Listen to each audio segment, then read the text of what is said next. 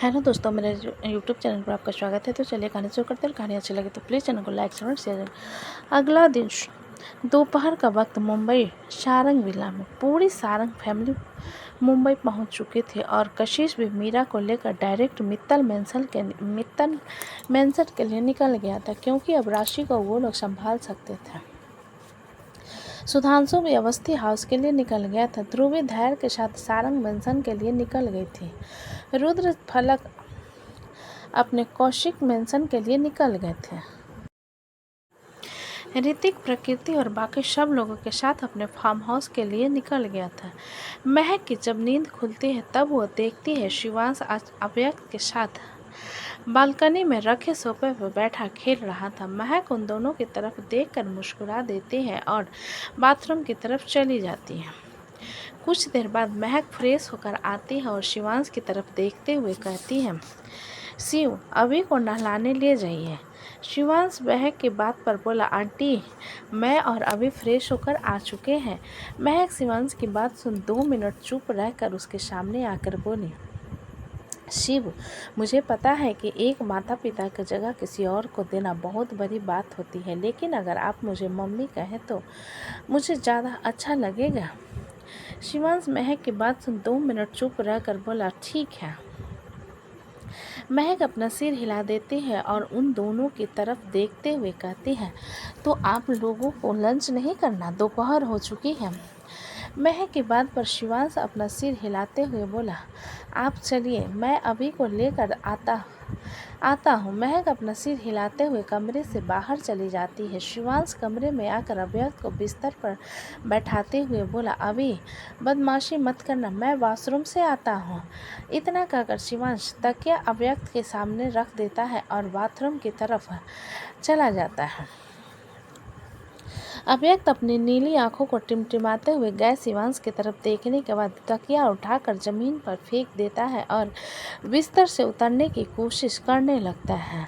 अव्यक्त बिस्तर से उतरने की कोशिश करते हुए बेडशीट को कसकर पकड़ धीरे धीरे छोड़ते हुए अपने पैर को हवा में हिलाने लगता है और अपनी आंखें कसकर बंद कर बेडशीट को छोड़ देता है, जिससे पीठ के बाल वो कारपेट पर लुढ़क जाता है। अव्यक्त को जब महसूस होता है कि उसे चोट नहीं लगी, वो खुश होते हुए रेंगते हुए जाकर कॉफ़ी टेबल को पकड़कर खड़ा होने की कोशिश करता है, लेकिन उसके पैर काँप रहे थे। अव्यक्त कसकर कॉफ़ी टेबल को कोने को पकड़ खड़ा हो जाता है और घूमते हुए कॉफ़ी टेबल पर रखे सामानों को उठाकर फेंकने लगता है। फिर सोफे पर रखे तकिया को पकड़ कर नीचे फेंकने लगता है। अव्यक्त जब सारे सामान को फेंक कर बोर हो जाता है तब रेंगते हुए दरवाजे की तरफ बढ़ जाता है, जो कि बंद थे। बंद दरवाजे को देख अव्यक्त अपना हाथ उसमें मारने लगता है और पैरों से भी दरवाजे को लात मारने लगता है, लेकिन दरवाज़ा नहीं खुलता, जिस पर वह रेंगते हुए वहां पर रखे फ्लावर वास स्टैंड को पकड़ लेता है, जिस कारण उसमें रखा फ्लावर वास नीचे गिरकर टूट जाता है। अव्यक्त उसे फ्लावर वास के टुकड़ों को पकड़ने के लिए अपना हाथ आगे बढ़ाता है, उससे पहले ही शिवांश आकर उसे अपनी गोद में उठा लेता है। अव्यक्त अपने हाथ पांव हवा में देख सिर घुमा कर शिवांश की तरफ देखते हुए छोटा सा मुंह बनाकर बोला, बब ब्रो। शिवांश अव्यक्त के मासूम चेहरे को देख अपने दांत पीसते हुए बोला, तुमसे कहा था ना चुपचाप बिस्तर पर बैठे रहना। अब तुम्हारे लिए वो बिस्तर भी छोटी पड़ गई। पूरे कमरे का क्या हाल बना कर रखा है तुमने, कौन साफ करेगा? अव्यक्त शिवांश के गुस्से भरी आवाज़ को सुनकर अपना सिर नीचे झुकाकर बोला, बब ब्रो। शिवांश एक गहरी सांस भरकर अव्यक्त को लेकर कमरे से बाहर आ जाता है और वहां पर काम कर रहे सर्वेंट की तरफ देख कर कहता है, आंटी, वो कमरा बहुत गंदा हो गया है, अभी ने गंदा कर दिया, प्लीज़ सामान को उनके जगह पर रख दीजिए। वो औरत शिवांश की बात सुनकर बोली, अभी तो मैंने कमरे के साफ किया, अब फिर से वही करूं? मेरे पास और काम नहीं है। उसकी गुस्से भरी आवाज़ सुन शिवांश अपना सिर हिलाते हुए बोला, ठीक है, मैं कर लूँगा। आप अब गुस्सा मत कीजिए। इतना कहकर शिवांश कमरे की तरफ जाने लगता है तो वैदिक आकर सर्वेंट की तरफ देखकर कहता है, पैसे काम करने के मिलते हैं, मुफ्त के नहीं, जाकर कमरा साफ कीजिए। वैदिक की गुस्से भरी आवाज़ सुन सर्वेंट अपना सिर हिलाते हुए बोली, जी बाबा। इतना कहकर वो मृत्युंजय के कमरे में चली जाती है। वैदिक उसके जाने के बाद शिवांश के कंधे पर हाथ रखते हुए बोला, तुम्हें किसी से डरने की जरूरत नहीं है शिवांश। वैदिक की बात सुन अपना सिर नहीं में हिलाकर बोला, मैं डर नहीं रहा था। अभी ने कमरा बहुत गंदा कर दिया है और उसे संभालने वाला भी कोई चाहिए, इसलिए वरना मैं खुद साफ कर देता। वैदिक शिवांश की बात सुन उसे देखते हुए बोला, शिवा भाई ने बताया कि अब तुम्हारे साथ रहोगे, मतलब फैमिली मेंबर बनकर, इसलिए तुम्हारा भी इस घर पर उतना ही हक है जितना हमारा। शिवांश वैदिक की बात पर अपना सिर हिलाते हुए बोला, समझ गया। जिसे सुन वैदिक उसकी गोद से अव्यक्त को लेते हुए बोला, कभी चाचू के पास भी आ जाया करो। अव्यक्त वैदिक की बात सुन एक नज़र शिवांश की तरफ देख वैदिक से बोला, चाचू। वैदिक अव्यक्त के गाल पर किस करते हुए बोला, कितना प्यारा लगता है तुम्हारे मुंह से चाचू सुनना, हमेशा बोलना। अव्यक्त वैदिक के चेहरे को अपने गाल से दूर करते हुए बोला, ब्रो। वैदिक अव्यक्त की बात पर मुस्कुरा देता है और शिवांश की तरफ देखते हुए कहता है, कल से स्कूल चलेंगे और चलो लंच के लिए। शिवांश अपना सिर हिला देता है और वैदिक के साथ नीचे आ जाता है।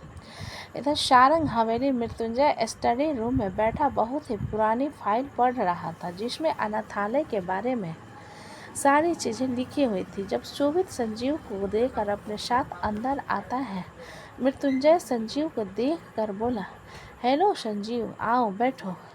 संजीव मृत्युंजय की बात पर मुस्कुराते हुए उसके सामने रखी कुर्सी पर बैठकर बोला, जब मुझे पता चला कि आपने मुझे बुलाया है,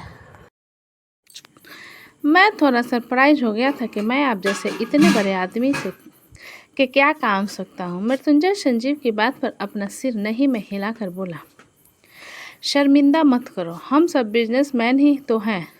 ये बात तो आपने बिल्कुल सही कही, मैं आपकी क्या मदद कर सकता हूँ। संजीव ने सिर हिला सीधा पॉइंट पर आते हुए कहा, जिसे सुनकर मृत्युंजय संजीव की तरफ देखते हुए बोला, मेरे ख्याल से तुम्हें शोभित ने सब कुछ बता दिया होगा कि किस तरह तुम्हारे फादर हमारे अनाथालय को दिए जमीन को हड़पना चाहते हैं, चंद पैसों के लिए उन अनाथ और बेसहारा लोगों के सिर से छत को लेना चाहते हैं। संजीव मृत्युंजय की बात पर कुछ पल सोचकर बोला, और आपको ऐसा क्यों लगता है कि मैं आपकी मदद करूंगा, वो भी अपने फादर के खिलाफ। संजीव की बात पर मृत्युंजय उसे देखने लगा। वहीं शोभित संजीव की बात पर बोला, मुझे लगा था कि तुम मदद करोगे, लेकिन तुमने तो सीधा मना कर दिया। संजीव शोभित की बात पर उसे देखते हुए बोला, मेरा क्या फ़ायदा है इसमें, अगर मैं आप लोगों की मदद करता हूँ तो। संजीव की बात पर मृत्युंजय के चेहरे के एक्सप्रेशन बदल जाते हैं। संजीव की मृत्युंजय से ये कहने पर कि अगर वो अपने फादर के खिलाफ जाता है तो उसमें उसका क्या फ़ायदा होगा, जिसके जवाब में मृत्युंजय बिना किसी भाव के बोला, maybe you want that property. Sanjeev Mrityunjay की बात सुन अपना सिर नहीं में हिलाकर बोला, no I don't want to property. तो तुम्हें क्या चाहिए, इस बार शोभित ने पूछा, जिसके जवाब में संजीव शोभित की तरफ देखते हुए बोला, मुझे कुछ नहीं चाहिए शोभित, मुझे बस हमारी फ्रेंडशिप हमेशा इसी तरह बनी रहे, इस चीज़ की गारंटी चाहिए। मृत्युंजय संजीव की बात पर अपना सिर हिलाते हुए बोला, तुम अपने फादर को मना लो, हमारी फ्रेंडशिप इसी तरह बनी रहेगी। संजीव मृत्युंजय की बात पर अपना सिर हिलाते हुए बोला, अब आप ये काम मुझ पर छोड़ दीजिए, आपको परेशान होने की ज़रूरत नहीं है। मृत्युंजय संजीव की सांत्वना देने पर अपना सिर हिला देता है और शोभित की तरफ देख कर कहता है, शोभित तुम संजीव की हेल्प करो। संजीव मृत्युंजय की बात सुन शोभित की तरफ देखते हुए बोला, यू नो शोभित, जब मुझे पता चला कि तुम बिल्कुल सही सलामत हो, मुझे बहुत अच्छा लगा था, वरना मुझे लगा कि मैं एक बहुत अच्छे दोस्त को खो दिया। शोभित संजीव की बात पर हल्का सा मुस्कुरा कर बोला, तुम बीती हुई बातों को याद करना बंद करो। वो एक मौसम की तरह था जो बदल चुका है। संजीव शोभित की बात पर अपना सिर हिला देता है और मृत्युंजय की तरफ देख कर कहता है, मेरे ख्याल से अब आप लोग को वापस जाने की तैयारी करनी चाहिए। मृत्युंजय संजीव की बात पर अपना सिर हिलाकर बोला, क्यों नहीं, बस ये काम पूरा हो जाए हम निकल जाएंगे। संजीव अपना सिर हिला देता है और कुर्सी से खड़ा होते हुए शोभित से कहते हैं, तो मैं उनसे बात करके तुम्हें कॉल करता हूँ। संजीव की बात सुनकर मृत्युंजय और शोभित अपना सिर हिला देते हैं और शोभित संजीव के साथ स्टडी रूम से बाहर चला जाता है। उन दोनों के जाने के बाद मृत्युंजय कुछ सोचने लगता है। जब रविंद्रनाथ जी अंदर आते हुए कहते हैं, क्या सोच रहे हैं? रविंद्रनाथ जी आवाज़ सुनकर मृत्युंजय सिर उठा उनकी तरफ देखते हुए बोला, दादू मुझे आपसे कुछ बात करनी थी। रविंद्रनाथ जी उसके सामने कुर्सी पर बैठते हुए बोले, क्या बात करनी थी? आपको मेरे 2 एजेंट शिवाय और गौरी राय कपूर के बारे में तो पता ही होगा। मृत्युंजय ने रविंद्रनाथ जी को देखते हुए कहा, जिसे सुनकर रविंद्रनाथ जी अपना सिर हिलाकर बोले, मुझे पता है और ये भी पता है कि कुछ दिन पहले प्लेन क्रैश में उन दोनों की मौत हो गई। तो इस बारे में क्या बात करनी है दादू उनका 10 साल का बेटा है जो हमारे साथ रहता है। मृत्युंजय ने कहा, जिसे सुनकर रविंद्रनाथ जी अपनी आंखें छोटी करते हुए बोले, कहीं तुम्हारे दिमाग में तो ये नहीं चल रहा कि तुम उसे अपना नाम देना चाहते हो? रविंद्रनाथ जी की शंका पर मृत्युंजय अपना सिर हिलाकर बोला, जी हाँ, और मैंने ये फैसला ले लिया है। मृत्युंजय के हाँ सुन रविंद्रनाथ जी थोड़े सख्त आवाज़ में बोले, मृत्युंजय तुम्हारा अपना बेटा है, तुम्हारी पूरी फैमिली है। कुछ पल के लिए सब अच्छा लगेगा, लेकिन बाद में भेदभाव उत्पन्न हो जाते हैं, तो तुम ये मत करो। मृत्युंजय रविंद्रनाथ जी की बात सुन अपना सिर नहीं में हिलाकर बोला, मैंने जुबान दे दी है और मैं शिव को अकेले नहीं छोड़ूंगा। वो एक बहुत समझदार और उलझा हुआ बच्चा है। महक उससे बहुत प्यार करती है और तुम महक से प्यार करते हो, और तुम्हारे प्यार के चक्कर में एक दिन तुम खुद बर्बाद हो जाओगे। रविंद्रनाथ जी ने गुस्से में कहा, जिसे सुनकर मृत्युंजय अपना सिर हिलाते हुए बोला, कोई बात नहीं, लेकिन मैं शिवांश को अकेले नहीं छोड़ूंगा। अगर तुमने फैसला ले ही लिया है तो मुझे तुम बताने की क्या ज़रूरत है? रविंद्रनाथ जी ने पूछा, जिसके जवाब में मृत्युंजय उन्हें देखते हुए बोला, मैं नहीं चाहता कि बाद में आप ये कहो कि तुम्हारी जायदाद का हिस्सा उसे नहीं मिलेगा। मैं देना चाहता हूँ। मृत्युंजय की बात सुन रविंद्रनाथ जी उसे देखते हुए बोले, अब तुम्हारे पास 2 बेटे आ चुके हैं, एक मुझे चाहिए। क्या आप मुर्गियों के बच्चों की बात कर रहे हो जिनकी संख्या ज़्यादा हो चुकी है? तो एक को मैं और आपको दे दूं दान के रूप में? तो सॉरी, मैं अपने बच्चे को आपको नहीं दे सकता। मृत्युंजय ने साफ इनकार करते हुए कहा, जिसे देखकर रविंद्रनाथ जी चिढ़ते हुए बोले, मैं यहाँ पर अपनी बीवी के साथ अकेले रहता हूँ। आपको दादी के साथ क्वालिटी टाइम स्पेंड करना बहुत पसंद है तो कीजिए, आपको डिस्टर्ब करने वाला कोई नहीं है। मृत्युंजय ने फिर से कहा, जिसे सुनकर रविंद्रनाथ जी मृत्युंजय की तरफ देखते हुए बोले, अगर मैंने महक को कहा कि हम यहाँ पर अकेले हैं, वो यहाँ आ जाएगी। आप मुझे धमकी दे रहे हो? मृत्युंजय आंखें छोटी करके कहा, जिसे सुन रविंद्रनाथ जी अपना सिर हिलाते हुए बोले, बिल्कुल सही, मैं धमकी दे रहा हूँ। तो बताओ कब शिफ्ट हो रहे हो असम? आपके सपनों में हम कभी नहीं आएंगे यहाँ पर, और मैं चाची को यहाँ भेज रहा हूँ। मृत्युंजय ने रूड होकर जवाब दिया, जिसे सुन रविंद्रनाथ जी मृत्युंजय को देखते हुए बोले, मृत्युंजय इतना घमंडी होना भी अच्छी बात नहीं है। मृत्युंजय रविंद्रनाथ जी की बात सुन उसे देखते हुए बोला, आप क्या चाहते हैं? दादाजी, समझ गया कि तुम यहाँ नहीं आ पाओगे। तुम्हारे बिजनेस के कारण तुम्हारा बाप और चाचा तो यहाँ आ सकता है ना, तो उन लोगों से क्यों नहीं कहते? रविंद्रनाथ जी ने मृत्युंजय के देखते हुए कहा, जिसे सुनकर मृत्युंजय रविंद्रनाथ जी को देखते हुए बोला, आपको पता है शिवराज चाचू ने क्या किया था? तुम्हारी दादी को इस बारे में नहीं पता है मृत्युंजय, बाकी मुझे खुद नहीं खबर कि मेरी परवरिश में क्या कमी रह गई थी। इसका बदला शिवराज ने इस तरह से लिया। रविंद्रनाथ जी ने भावुक आवाज में कहा, जिसे सुनकर मृत्युंजय रविंद्रनाथ जी के हाथ पर हाथ रखते हुए बोला, दादू, चित्रांग बहुत समझदार है। चावला परिवार ने उसे बहुत अच्छी परवरिश दी है। रविंद्रनाथ जी मृत्युंजय की बात सुन उसे घूरते हुए बोले, तो तुम अपने माँ बाप से बात कर रहे हो? मृत्युंजय अपना सिर नहीं में हिलाकर बोले, मैं नहीं कर सकता। उन्हें लगेगा कि मैं घर से निकाल रहा हूँ उन्हें। आप खुद भी तो बात कर सकते हो, बुला सकते हो। फाइन, अगर तुम में से कोई यहाँ पर आकर रहना ही नहीं चाहता तो मैं सावित्री को लेकर निकल जाता हूँ तीर्थ यात्रा पर। तुम्हारा घर सरता रहे, मुझे क्या करना है? रविंद्रनाथ जी ने धमकाते हुए कहा, जिसे सुनकर मृत्युंजय थोड़ा सा चिढ़ कर बोला, यार आप न बिल्कुल बच्चों की तरह जिद करते हो, मुझे बिल्कुल अच्छा नहीं लगता। और आपके यहाँ रहने के लिए कोई जोर जबरदस्ती नहीं कर रहा है। आपको मुंबई में रहना है तो चलो।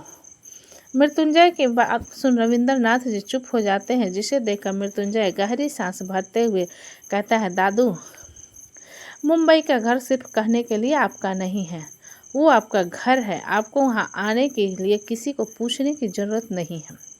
हाँ, क्यों नहीं, माँ बाप का क्या काम होता है? बच्चे को पैदा करना, परवरिश करना और छोड़ देना। बाकी जिम्मेदारी तो उसकी है ना कि माँ बाप को कैसे टाइम देना है वो वे साइड करे। रविंद्रनाथ जी ने नाराज होते हुए कहा। मृत्युंजय अपनी कुर्सी से खड़ा हो रविंद्रनाथ जी के पास जाकर घुटनों के बल बैठते हुए बोला, दादू, आप नाराज मत हो, मैं मिलने आता रहूँगा। रविंद्रनाथ जी नम आंखों से मृत्युंजय को देखते हुए बोले, पहले यहाँ सब थे, फिर धीरे धीरे सब चले गए। कितना सूना लगता है हवेली। मृत्युंजय रविंद्रनाथ जी के आंसू को साफ करते हुए बोला, आप रो क्यों रहे हो? अच्छा ठीक है, मैं घर में बात करूँगा। अगर मॉम डैड यहाँ आने को तैयार हो गए तो मैं खुद उन्हें लेकर आ जाऊँगा। मुझे अपने परपोते और परपोती को देखना है। रविंद्रनाथ जी ने जिद करते हुए कहा, जिसे सुनकर मृत्युंजय अपना सिर हिलाकर बोला, ठीक है, समर वेकेशन आने दीजिए, पूरी फैमिली यहाँ आएंगे और पूरे 1 महीने रह कर जाएंगे, ठीक है? रविंद्रनाथ जी अपना सिर हिला देते हैं। तभी शोभित अंदर आते हुए कहते हैं, क्या हो रहा है यहाँ पर? मृत्युंजय खड़ा होते हुए शोभित से बोला, हर बार की तरह इनकी बच्चों वाली जिद रुकने के लिए कह रहे हैं। शोभित मृत्युंजय की बात सुन रविंद्रनाथ जी को देखते हुए बोला, पिछले साल ही तो आए थे, इतना मिस करते हैं आप हमें? रविंद्रनाथ जी शोभित की बात पर उसे घूरते हुए बोले, तुम तो चुप ही रहो। तुम्हारा भाई आ गया तो आ गए चमचागिरी करते हुए, वरना तुम्हारी तो शक्ल देखना भी ईद का चांद जैसा होता है। शोभित रविंद्रनाथ जी की बात सुन अपना सिर हिलाकर बोला, बहुत है मेरे लिए, अब नहीं बोलूँगा आगे कुछ भी। मृत्युंजय उन लोगों की बात सुनकर मुस्कुरा देता है और वहीं शोभित मृत्युंजय की तरफ देख कर कहता है, हमें वकील के पास जाना था। मृत्युंजय अपना सिर हिला रविंद्रनाथ जी से बोला, अब आप गुस्सा छोड़िए, हम आपको शाम को मिलते हैं, तब तक दादी से प्यार भरी बातें कर लीजिए। इतना कहकर मृत्युंजय मुस्कुराते हुए स्टडी रूम से बाहर चला जाता है। रविंद्रनाथ जी जाते हुए मृत्युंजय को देखकर मुंह बनाते हुए उसके पीछे नीचे आ जाते हैं, जहां सावित्री जी हाथों से ऊन से बना हुआ स्वेटर बना रही थी। सावित्री जी को स्वेटर बनाता हुआ देख रविंद्रनाथ जी उसके पास आकर बोले, ये क्या बना रही हो? सावित्री जी के एक नज़र रविंद्रनाथ जी को देखने के बाद फिर से अपने काम पर फोकस करते हुए बोली, नज़र नहीं आता, स्वेटर बना रही हूँ। रविंद्रनाथ जी उनके बगल में बैठते हुए बोले, मुझे सब नज़र आ रहा है मोहतरमा, लेकिन क्यों बना रही हो? अभी तो ठंड का मौसम भी नहीं है आया है, तो 3 महीने बाद आ जाएंगे। और अपने लिए नहीं बना रही हूँ, मैं तो समृद्धि और अव्यक्त के लिए बना रही हूँ। सावित्री जी ने मुस्कुराते हुए कहा, जिसे सुन रविंद्रनाथ जी मुंह बनाते हुए बोले, और नाप कहाँ से मिला? इससे सावित्री जी ने एक ऊन से बने छोटे से स्वेटर को निकालते हुए कहा। उस स्वेटर को देख रविंद्रनाथ जी थोड़े हैरान होकर बोले, ये तो मृत्युंजय का स्वेटर है। जब वो छोटा था आपने अभी तक इसे संभाल कर रखा? सावित्री जी ने उस स्वेटर को छूते हुए मुस्कुरा कर बोली, हाँ, सोचा आप पहले इसी को दे दूंगी मृत्युंजय को, लेकिन इसके कलर थोड़े पुराने हो गए हैं, इसलिए इसी साइज में अव्यक्त के लिए नया स्वेटर बना रही हूँ। रविंद्रनाथ जी सावित्री जी की बात सुन उसके गाल पर किस करते हुए बोले, मेरी पत्नी कितनी प्यारी है। धत, आप ये क्या कह रहे हैं? अगर किसी ने देख लिया तो? सावित्री जी ने रविंद्र जी को दूर करते हुए कहा, जिसे सुन रविंद्रनाथ जी मुस्कुराते हुए बोले, कोई नहीं है यहाँ पर। बिल्कुल सही सही दादू, हम लोगों ने भी नहीं देखा, मृत्युंजय ने आते हुए कहा। मृत्युंजय की आवाज़ सुन रविंद्रनाथ जी सिर घुमाकर एंट्रेंस की तरफ देखते हुए बोले, हाँ तुम लोग अभी तक गए नहीं? मृत्युंजय दराज से एक फाइल निकालते हुए बोला, हो फाइल लेने आया था, वैसे आप होठों पर भी पप्पी ले सकते हैं। मृत्युंजय की बात पर रविंद्रनाथ जी के अकर कर बोले, हाँ तो डरता हूँ क्या, मेरी पत्नी है। ये देखकर मृत्युंजय सावित्री जी के पास जाकर उनके गाल पर किस करते हुए बोला, आई लव यू दादी। सावित्री जी मुस्कुराकर मृत्युंजय के गाल पर हाथ रखते हैं। वही रविंद्रनाथ जी उन दोनों को देखकर मुंह बनाने लगते हैं तो मृत्युंजय रविंद्रनाथ जी के गाल पर भी किस करते हुए कहता है, आई लव यू दादू, अब मुंह बनाना बंद कीजिए। रविंद्रनाथ जी मृत्युंजय की बात पर अपना चेहरा दूसरी तरफ कर लेते हैं तो मृत्युंजय मुस्कुराते हुए वहां से चला जाता है। सावित्री जी जाते हुए मृत्युंजय को देख नम आवाज से बोली, कभी कभी लगता है कि महक सच में किसी परी से कम नहीं है। जिसे सुनकर रविंद्रनाथ जी अपना सिर हिला देते हैं तो सावित्री जी फिर से स्वेटर पर फोकस करने लगती हैं। इधर शाम का वक्त सारंग कंपनी मृत्युंजय और शोभित की गैर मौजूदगी में अमृत, राजीव और विकल्प ही काम को संभाल रहे थे और उनकी मदद कर रहा था राघव। अमृत अभी स्टेटमेंट फाइल बैक कर रहा था जब उसकी नज़र एक नंबर पर जाती है, जिसे देख वो राजीव की तरफ देखते हुए कहता है, राजीव 3 दिन पहले 1 करोड़ ट्रांसफ़र हुए थे, जिसमें से सिर्फ 50 लाख ही एंट्री हुई है, बाकी पैसे कहाँ हैं? अमृत की बात पर राजीव स्टेटमेंट फाइल को देखते हुए बोला, मैं खुद आज देख रहा हूँ, बट मृत्युंजय का ध्यान तो रहा होगा ना इसमें। अमृत अपना सिर नहीं में हिलाकर बोला, मुझे नहीं पता, इसलिए मैं तुमसे पूछ रहा हूँ, क्या अकाउंटेंट ने गलती की है? राजीव अपना सिर नहीं में हिला देता है तो विकल्प राजीव की तरफ देखते हुए कहता है, शायद हमें भाई से बात करनी चाहिए। नहीं, वो ऑलरेडी असम वाले तमाशे के कारण परेशान है, अगर हम इस बारे में भी बताएंगे तो उसे और ज़्यादा टेंशन होगी, इसलिए हमें ही पता लगाना होगा, अमृत ने जवाब दिया। जिसे सुनकर विकल्प अपना सिर हिला देता है और राजीव टाइम देखते हुए कहता है, अमृत से कहता है, रात हो चुकी है, हमें निकलना चाहिए। अमृत राजीव की बात पर अपना सिर नहीं में हिलाकर बोला, शायद तुम्हें जाना चाहिए, बाकी जो फाइल पेंडिंग है मैं उसे देखता हूँ, जितना मुझसे हो पाएगा मैं कर दूंगा। अमृत की बात पर विकल्प उसकी तरफ देखते हुए बोला, मेरी बीवी भी नहीं है, मैं क्या करूँगा घर जाकर, मैं भी आपके साथ रुकता हूँ। राजीव विकल्प की बात पर मुस्कुरा देता है और अमृत की तरफ देखते हुए कहता है, ठीक है तो तुम देख लो, मैं जा रहा हूँ।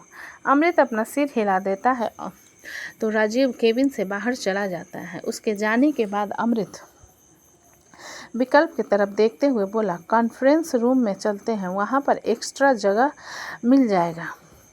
विकल्प अपना सिर हिलाते हुए बोला, मैं राघव से बात करके आता हूँ। जिसे सुन अमृत उसे रोकते हुए बोला, नहीं, उसे जाने दो, उसकी बीवी और बच्चे हैं, हम कर लेंगे। जिसे सुन विकल्प अपना सिर हिला देता है और फिर सिर हिला देता है, तभी उसका फ़ोन बजने लगता है। विकल्प देखता है उसे वर्षा कॉल कर रही थी, जिसे देखकर वो जल्दी से कॉल अटेंड करते हुए बोला, टाइम मिल गया तुम्हें? दूसरी तरफ से वर्षा शांत आवाज़ में बोली, अभी ऑफिस से आई हूँ स्वीटी, तुमने लंच किया और डिनर?